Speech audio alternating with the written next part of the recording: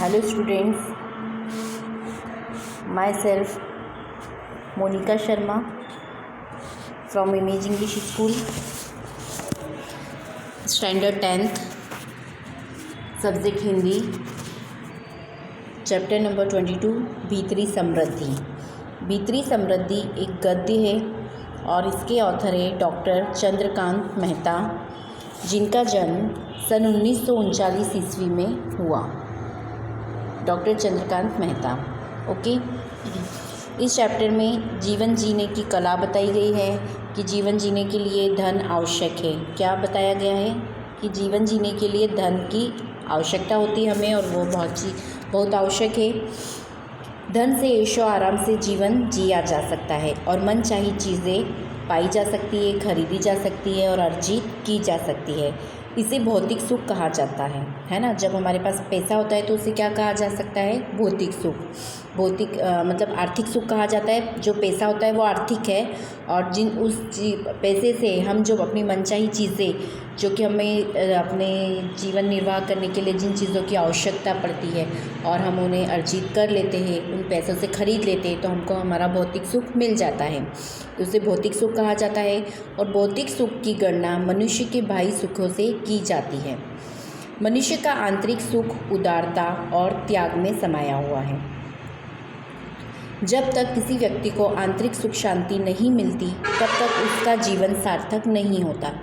प्रस्तुत चैप्टर में यही बात बताई गई है, भीतरी समृद्धि, है ना। मतलब अगर आपके पास जीवन में पैसा है तो पैसे से तो आप अपने जीवन के भौतिक सुखों की प्राप्ति कर लेते हो, परंतु जो आपका अंतर मन है, आपकी आंतरिक समस्याएं हैं, आपका अंदर से मन खुश नहीं होगा, भीतर से आपको सुख शांति समृद्धि नहीं मिलेगी, तो अब तब तक आपका जीवन सफल सार्थक नहीं होगा। यही चैप्टर में बताया गया है। गुजरात विश्वविद्यालय के पूर्व उप कुलपति डॉक्टर चंद्रकांत मेहता बहुमुखी प्रतिभा के धनी हैं। डॉक्टर मेहता की मातृभाषा गुजराती है, किंतु संस्कृत, प्राकृत एवं हिंदी पर भी उनका समान अधिकार है। लगभग 50 वर्षों से हिंदी एवं गुजराती लेखन के प्रति समर्पित डॉक्टर मेहता की गुजराती एवं हिंदी में कई रचनाएं प्रकाशित हैं। साथ साथ चल रही किरण निबंध संग्रह पर भारत सरकार ने उन्हें नेशनल अवार्ड से सम्मानित किया है, एवं उत्तर प्रदेश हिंदी संस्थान लखनऊ ने गुजराती हिंदी की सेतु रूप सेवाओं के लिए उन्हें सौहार्द सम्मान दिया है। अन्य कृतियों में दिया जलाना, कब तक है, दिशांतर, जरा ठहर जाओ, अन्वेषक और अन्य आदि प्रमुख है। प्रस्तुत निबंध में चाहे जितना धन कमाओ, चाहे ऊंचे महल बनाओ, ऐशो आराम की ज़िंदगी में भौतिक सुख तो अवश्य मिलता है।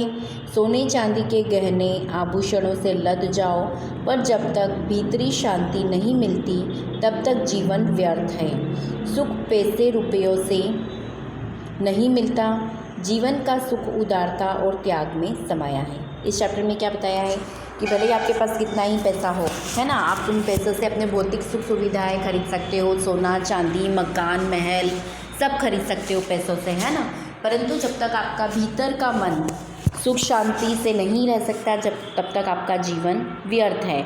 और आपके मन को भीतरी जो आंतरिक सुख समृद्धि है वो कैसे मिल सकती है? वह आपको त्याग करने में, लोगों के ऊपर भलाई करने में, है ना, और अपने उदारता, जो आपका उदारता का अगर व्यवहार होगा, इन सब चीज़ों से आपको भीतरी समृद्धि मिल सकती है। Let's start. जब द्रव्य भक्ति बढ़ जाती है, तब जीवन भक्ति कम हो जाती है ना। द्रव्य भक्ति एवं जीवन भक्ति, क्या है ये द्रव्य भक्ति और जीवन भक्ति? आज के ज़माने में देखो, लोगों में धन की प्यास बहुत बढ़ती जा रही है। बहुत इच्छा रहती है लोगों की पैसा कमाने की, कि हमारे पास पैसा नहीं, हमको पैसा कमाना है। धन की प्यास का अंत नहीं है ना। और लोग यह नहीं समझते कि धन से तो सुख पाया जा सकता है, पर इससे शांति क्या हो जाती है? गायब हो जाती है।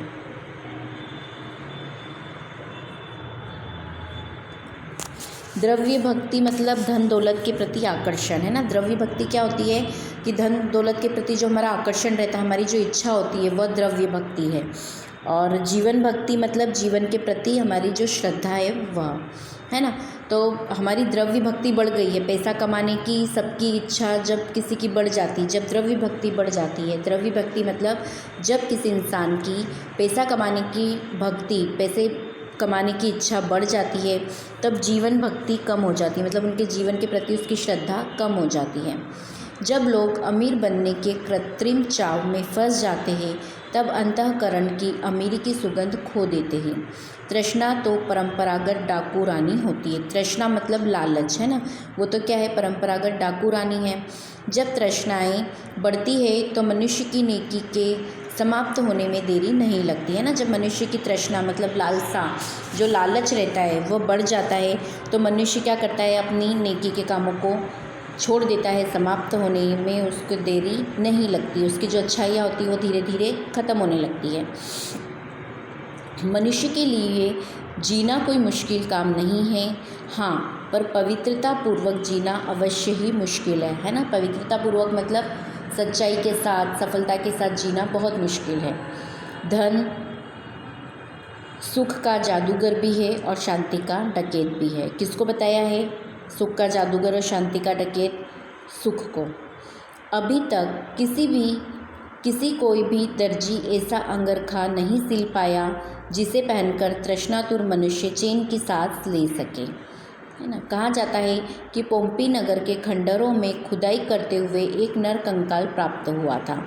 क्या एक कहानी है पोम्पी नगर की। वहाँ पोम्पी नगर के जब खंडरों की खुदाई हो रही थी, वहाँ पे एक नर कंकाल मिला और उसकी मुट्ठी खोलने में काफ़ी परेशानी हुई थी, उसकी मुट्ठी नहीं खुल रही थी। मुट्ठी खुलने के बाद पता चला कि मृत व्यक्ति ने अपने हाथ में सोना पकड़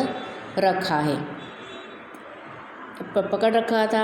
इसी प्रकार इसी शहर के एक व्यापारी ने अपनी अंतिम सांस लेते समय तकिए के नीचे से पैसों से भरी हुई एक थैली बाहर निकाली थी तथा अपने प्राण त्यागने के समय तक उसे खूब मजबूती से अपने हाथ में पकड़ रखा था। मतलब यहाँ पे दो केस बताए। एक पोम्पी नगर के जो खंडर थे उसमें कंकाल मिला था, इस कंकाल के हाथ में मतलब मुट्ठी बंधी हुई थी और वो मुट्ठी खुल नहीं रही थी। जब वो मुट्ठी बड़ी मुश्किल से खुली तो उसमें क्या पाया गया, उसमें सोना पाया गया, उसमें मुट्ठी में सोना था। और वही के उसी शहर का एक व्यापारी था, वो जब अपनी अंतिम सांसें ले रहा था तो उसके तकिए के नीचे से एक पैसे की थैली मिली थी। वो पैसे की थैली उसने अपने साथ ही रखता था और उसके साथ से वो हमेशा कभी भी थैली इधर उधर कभी नहीं जाती थी। हमारे यहाँ पहले डाल डाल पर सोने की चिड़िया रहती थी। आज अमीरों की पारिवारिक समस्याओं को दर्शाते हुए धारावाहिकों की मानव चिड़िया गहनों से लदी फदी रहती है। घर के भीतर गहनों से सजी सवरी और खूब महंगी महंगी साड़ियों में रोब से घूमती अभिमानी स्त्रियाँ संस्कारिता की धज्जियाँ उड़ाती हुई बेहुदे षड्यंत्रों में संलग्न रहती है ना।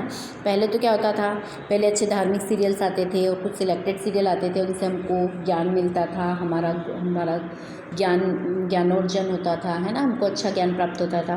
परंतु आजकल के सीरियल्स में क्या बताया गया है, इतनी कंपटीशन है, सजना संवरना, महंगे महंगे ऑर्नामेंट्स वगैरह पहनना, है ना, और उस सब चीज़ों का हमारी परंपराओं पे भी काफ़ी असर हुआ है।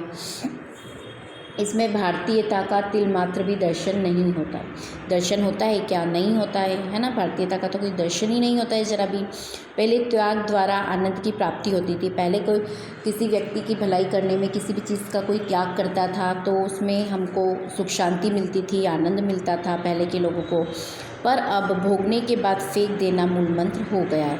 मतलब किसी वजह से किसी को कोई तकलीफ़ हुई तो वह भूल जाते हैं, उसका कोई साथ नहीं देते हैं और वह उनको भूल जाते हैं। यह मूल मंत्र हो गया है। आज के जीवन में धन ही जीवन का नियंत्रक परिबल बन गया है। अतः आज के मनुष्य की वृत्ति एवं प्रवृत्ति दोनों ही भ्रष्ट हो गई है।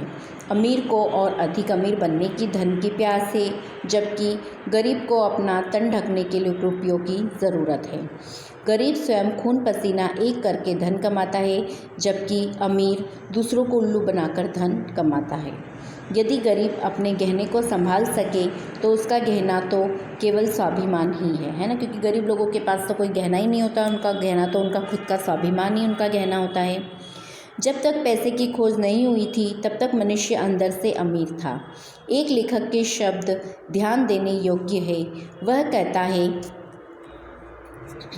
सहृदयता, आत्मीयता, आशा, उल्लास तथा प्रेम ही वास्तविक धन है। इस पृथ्वी के एक छोटे से अंश को पाने के लिए मुझे इतना सख्त परिश्रम करने की आखिर क्या आवश्यकता है? समग्र पृथ्वी ही तो मेरी है। अगर कायदे कानून की भाषा में यह पृथ्वी किसी और की कहलाती है तो इसमें इतनी ईर्ष्या क्यों करनी चाहिए? यह उसी की संपत्ति है जो इसका उपयोग कर सकता है, अतः संपत्ति के मालिकों से मुझे क्यों ईर्ष्या करनी चाहिए? मैं रेल का किराया देकर देश भर की सैर कर सकता हूँ। मेरा मन हो तो ताजगी भरी सुंदर हरी घास, छोटे बड़े पौधे, मैदानों में लगे कीर्ति स्तंभ तथा सुंदर बारीक कारीगरी वाले शिल्प व सुंदर चित्रों का आनंद ले सकता हूँ। उन सबको अपने साथ घर ले जाने की ज़रूरत नहीं है, क्योंकि जहाँ पर ये सब है वहाँ उनकी देखभाल व उनकी व्यवस्था जितनी अच्छी तरह से की गई है उससे आधी देखभाल भी मैं नहीं कर पाऊँगा। इस दृष्टि ने मुझे इस प्रकार की अनेक चीज़ें प्रदान की है।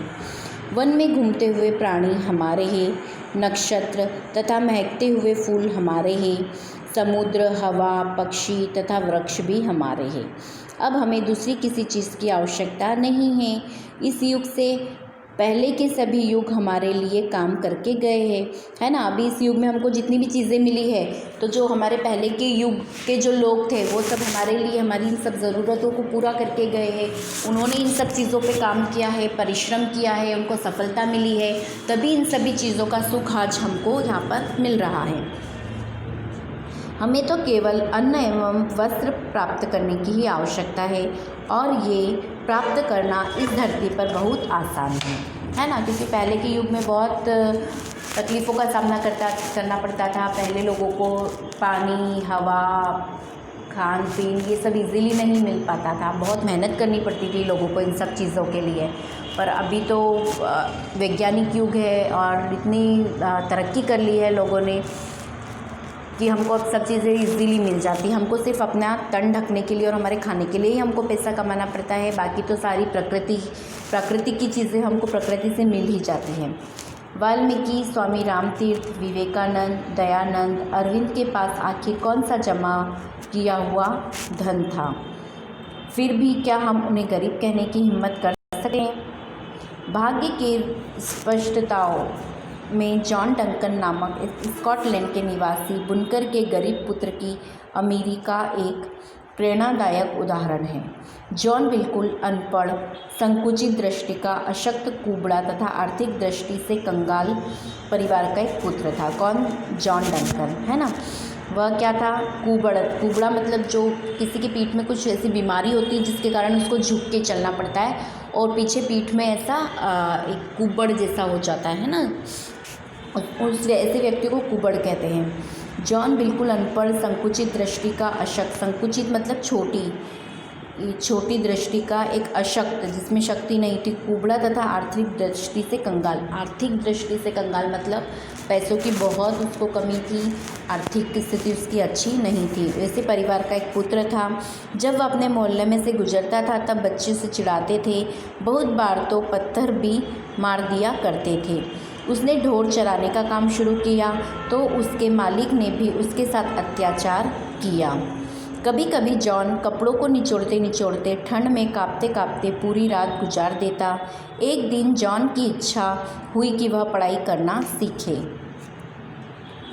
कुछ समय के पश्चात जब वह बुनाई के काम पर गया तब उसने स्कूल में पढ़ने वाली एक 12 वर्ष की लड़की से उसे पढ़ाने की विनती उसने की।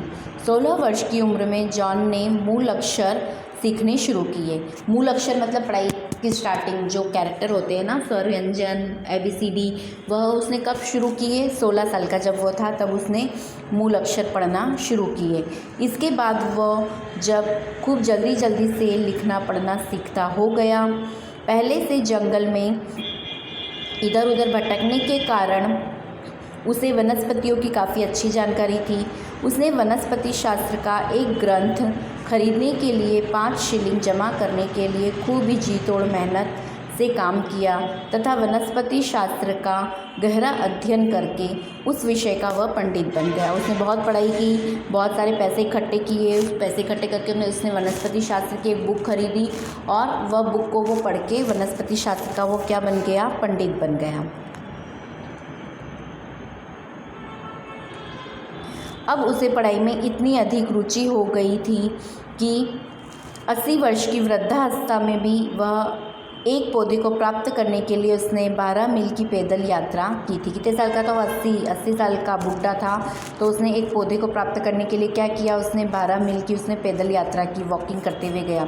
उसका शरीर दुर्बल था, दुर्बल मतलब कमज़ोर था और जीर्ण जीर्ण पहनावा, पर उसके दिमाग की करामत अद्भुत थी।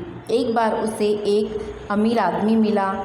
जब उसे पता चला कि बाहर से एकदम साधारण सा दिखने वाला जॉन वनस्पति विज्ञान का महापंडित है, तो वह इस पर फिदा हो गया और उसने उसका जीवन चरित्र अखबार में छपवा दिया। किसका? जॉन डंकन का, है ना। और उसके बारे में पढ़कर बहुत से लोगों ने जॉन के पास काफ़ी बड़ी बड़ी रकम के चेक भेजे, परंतु उसने इस धन को अपने लिए प्रयुक्त नहीं किया। प्रयुक्त नहीं किया मतलब उसने इस धन को अपने ऊपर उपयोग नहीं किया और अपने वसीयतनामे में लिखा, मुझे प्राप्त सारी धनराशि का उपयोग गरीब विद्यार्थियों के प्राकृतिक विज्ञान के अध्ययन के लिए किया जाए तथा उनको प्रोत्साहन देने के लिए स्कॉलरशिप तथा पारितोषिक भी दिए जाए। जॉन ने कीमती पुस्तकों का अपना ग्रंथालय भी आम लोगों के लिए उपयोग के लिए दान में दे दिया। जॉन ने क्या किया, जब 80 साल का हो गया था और वो अमीर व्यक्ति जब उसके ऊपर इतना फ़िदा हो गया तो उसने उसकी सारी चीज़ें, सारी बातें विज्ञापन में दी और उसको बहुत दूर दूर से बहुत सारे रुपयों के चेक मिलने लगे। और जब उसको ये चेक की इतनी सारी राशि मिली तो उसने क्या करा, उसने सब गरीब बच्चों को इसी विषय में पढ़ाने के लिए आगे यह पैसे स्कॉलरशिप और पारितोषिक के रूप में दे दिए। और उसने एक लाइब्रेरी बनवाई। उस लाइब्रेरी में उस वनस्पति शास्त्र से रिलेटेड सारी बुक्स वगैरह सब लोगों को पढ़ने के लिए फ्री में वहाँ पे रखी। और वह लाइब्रेरी, ग्रंथालय जो था वह क्या किया, ग्रंथालय भी आम लोगों के उपयोग के लिए दान में दे दिया। भारत के अनेक महापुरुष भी इसी प्रकार गरीबी, अभाव तथा कठिनाइयों के दलदल में खिलने वाले कमल हैं। अपने अपने क्षेत्रों में इन्होंने मूल्यवान प्रदान दिए हैं। धन के लिए उन्होंने धर्म, कर्तव्य परायण को लज्जित नहीं किया है। द्रव्य के लोभ में अपनी नीयत खराब नहीं की। द्रव्य मतलब पैसे के लोभ में अपनी नीयत उन्होंने खराब नहीं की और अपने पद प्रतिष्ठा के साथ कभी भी छेड़छाड़ नहीं की। मनुष्यत्व अर्थात उदारता तथा उदात्तता के प्रयोग के लिए प्राप्त हुआ देवीय वरदान। इसीलिए मुंशी प्रेमचंद जी ने कहा था कि मनुष्य यदि उदार बनता है तो देवदूत और यदि नीच बनता है तो शैतान। सोक्रेटिस के मतानुसार दुनिया में सम्मानपूर्वक जीने के लिए सबसे सरल और आवश्यक उपाय है कि आप अपने आप को जैसा बाहर से दिखाना चाहते हैं वैसा ही भीतर भी बने। वास्तव में मनुष्य स्वयं का ही विरोधी है। हम अपने सद्गुणों को स्वार्थ की बेआवाज़ बुलेट से छलनी करते रहते हैं जीवन भर। बाहर ही नहीं, अंदर से श्रीमंत अथवा अमीर बनना ही पैसा बचाने की कला है। Okay, that's clear. Now you write first hard words in this chapter number 22. You write first hard word in CW, then you will write शब्दार्थ. ओके, शब्दार्थ मैं आपको एक्सप्लेन कर देती हूँ. पहले तो मैं आपको हार्ड वर्ड्स टिक करवा देती हूँ. ओके,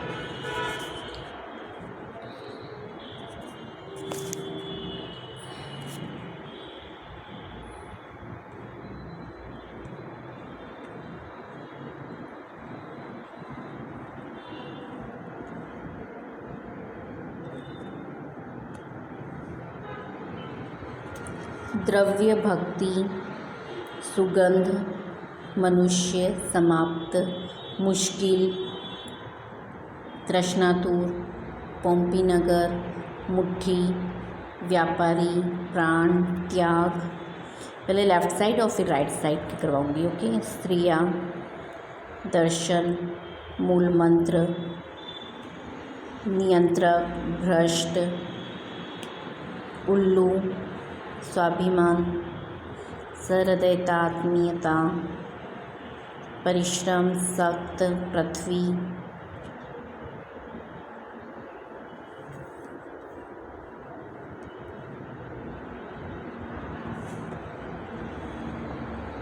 तृष्णा, परंपरागत, कृत्रिम, अवश्य, मुश्किल, पवित्रतापूर्वक, मुट्ठी, कंकाल, व्रत, व्यक्ति, समस्याओं, षड्यंत्रों, धज्जिया, संस्कारिता, त्याग, आनंद प्राप्ति, मनुष्य, वृत्ति, प्रवृत्ति, शब्द, ध्यान, अंदर, उल्लास, प्रेम, वास्तविकता, समग्र, संपत्ति, शिल्प, ईर्ष्या,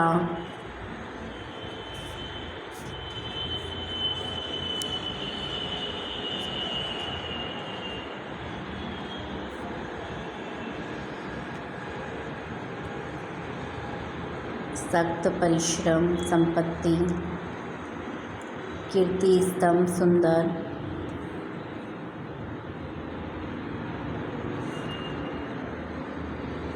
वास्तविक, पृथ्वी, शब्द, ध्यान, ईर्ष्या, शिल्प, सुंदर चित्रों,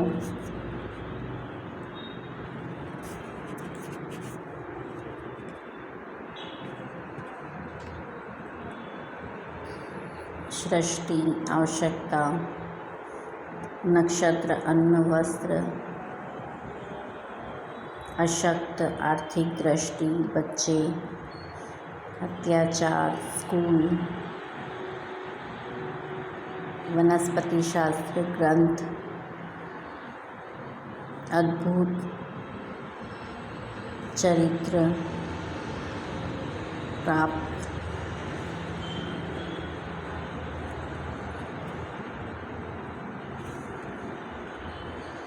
व्यवस्था, वृक्ष, समुद्र, प्राप्त, वाल्मीकि, स्वामी रामतीर्थ, हिम्मत, स्पष्टता, ये नहीं है, पुत्र, मोहल्ले, अध्ययन, वृद्धावस्था, प्रयुक्त,